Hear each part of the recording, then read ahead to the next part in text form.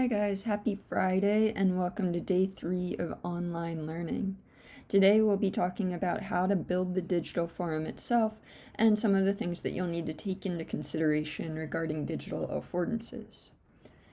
So just to recap, you'll need 5 sections for the digital forum.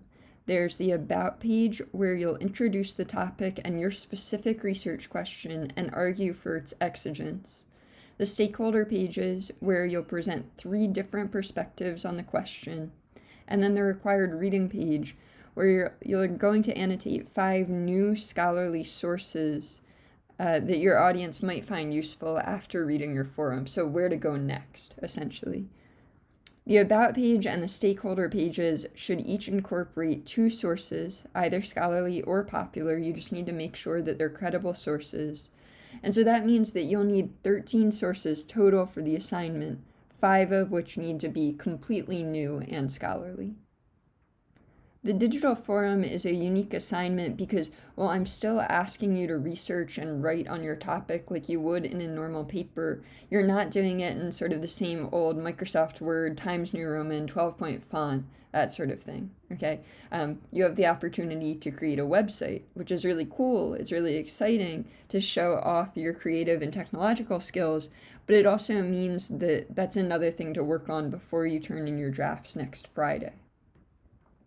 This is why I recommend that you hop on Weebly as soon as possible and play around with building a website. You might have used Weebly before or other website builders like WordPress or Wix, and if so, you have a bit of a head start here, but if not, that's okay too, because Weebly is fairly straightforward. You just need to give yourself enough time to sort of get to know it and some of its quirks. For all assignments in English 101, but for this one especially, you don't want to leave it until the night before it's due. So the video today, I'm going to give a brief demonstration on how to make a website on Weebly, and then your activity will ask you to explore a bit more. So let's go to Weebly.com, pull it up here, and I already have an account, but if this is your first time on Weebly, you'll click the sign up button here. So login has all of my information here. Okay, so from here you have the option to create a new site. I've already built one in the past, but you would go to Add Site. And Weebly gives you a whole bunch of templates to choose from. So you do have we just need a website here, okay? You're not making an online store. You have all of these templates here. You can choose any one you want, okay? And you also have the option later to go back and change it if you decide that you're not happy with the template for some reason. I would advise you to choose something with a ribbon across the top so that your audience can easily access your different pages.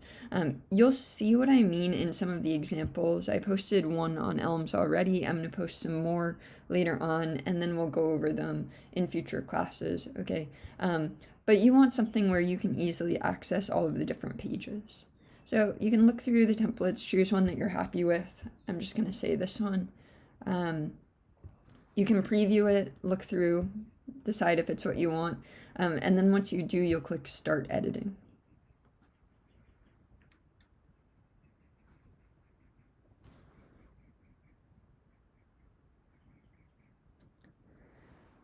So this is the editor. First, we have to choose a domain name. This is something that you will give to people so that they're able to access your website. You want to choose something that's appropriate for your topic, okay? So do some thinking. Don't just choose English 101 Digital Forum. It should be something related to whatever you're researching, okay? I'm just going to do...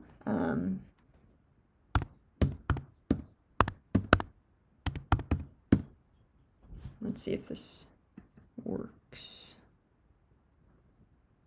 So this is an available domain name. You'll see that these ones will require you to sign up for a payment plan of some sort. You don't want to do that. The only free option here has Weebly.com attached to it. That's completely fine. You want to choose this one. And so the domain name is complete. Click done.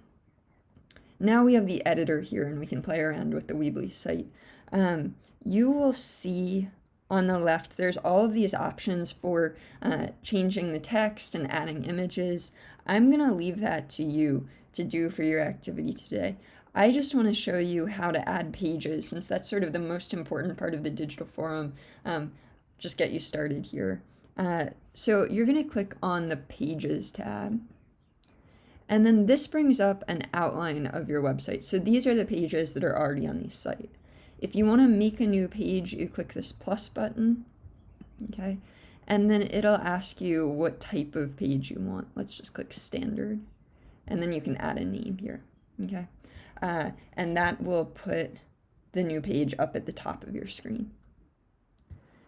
You can also edit existing pages by clicking on this little icon next to each page, and then you can change the name of it, and you can copy it and work on different options here. So I am not expecting you to be graphic designers here, but it is important that your website looks clean and effectively delivers information about your topic. That's the entire goal, right?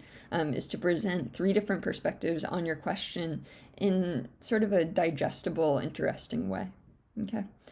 To that end, you'll want to keep a certain design acronym in mind, and it's called the CARP Principles of Design. I have this infographic here to explain it, but CARP stands for contrast, alignment, repetition, and proximity. This is all really basic design stuff, and probably you pick up on it without even thinking about it, okay? But we're going to go through this here, starting with C, contrast. So you can create visual interest by pairing dissimilar elements, and this allows you to highlight parts of your forum that you want to highlight, okay? So you can contrast different colors to draw attention to things. You could put your heading in a different color than the rest of your text, or you could work with different font types or sizes. It just makes things feel more dynamic. One note here, you don't want to go crazy with this. So just choose maybe 2 or 3 fonts at the most, only a couple of different colors, just so it's not distracting, right? Because you can go from really effective design to design that just makes no sense and isn't helping you with your end goal of getting across these perspectives to your reader. Next is A, alignment. So this has to do with how you're placing your text and images on the page. It can be really jarring to look at a page where things are all over the place. So you'll just want to make sure that things are aligned and feel cohesive, okay? R is for repetition, and this has to do with using similar elements throughout the design. So again, this makes your website feel cohesive. If you choose one color palette to use on all of your pages, one set of fonts, and that sort of thing, repetition creates order and structure too when certain elements of your design are unified visually. And then P stands for proximity. This is how space is distributed between the elements in your website. So proximity creates balance. You don't want everything bunched up in one place on the page.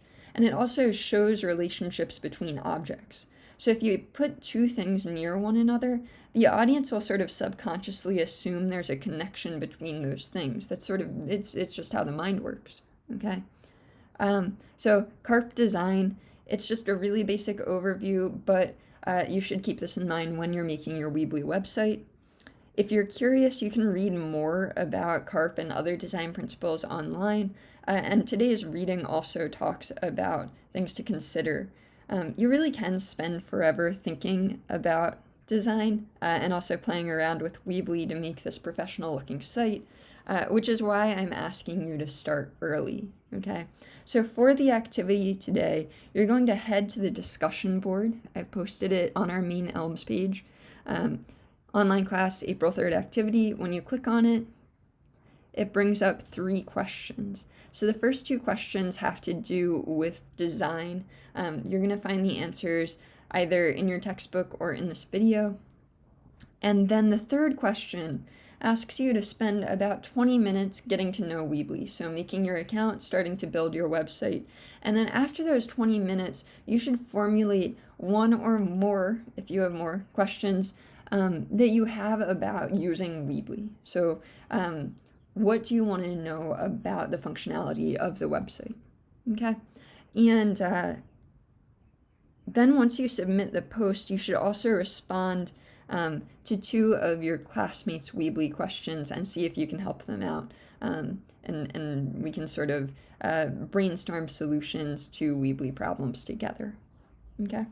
So good luck, have a great weekend, and I'll talk to you on Monday.